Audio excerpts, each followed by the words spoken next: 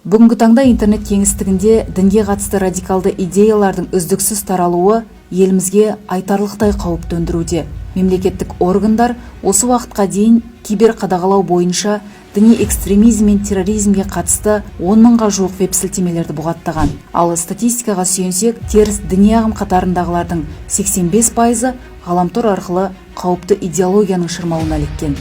Радикалды топтардың құрығына түскендердің басым көпшілігі жастар.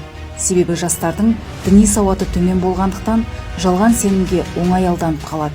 Интернет беттері мен әлеуметтік желілердегі діни радикалды уағызшылардың уағызына сараптамалық көзқараспен қарайтын болсақ, бірінші кезеңде олар жалпылама тақырыптар, адамгершілік, ата-анаға құрмет деген сияқты адамның эмоционалдық күйіне әсер ететін тақырыптарды қозғай отырып, өздеріне аудитория жинайды. Екінші кезекте олар жиналған аудиторияға қоғамда болып жатқан көлеңкелі оқиғаларды мысал рете отырып, өздерінің идеологияларын астарлап тықпалай бастайды. Мына нәрсені ескеру керек. Жат ағымды насихаттаушылар әрбір саяси, әлеуметтік жағдайларды ұтымды пайдаланып, манипуляция жасаудың хас шебері. Мұндағы миссия елдің ішкі ауызбіршілігін ыдырату, халықты бір-бірімен жауластыру. Міне, соғыссыз-ақ интернет арқылы арбаудың соңы осы. Сондықтан әлеуметтік желідегі діни ақпарат сізге жол көрсетер білім болмайтынын ескеріңіз.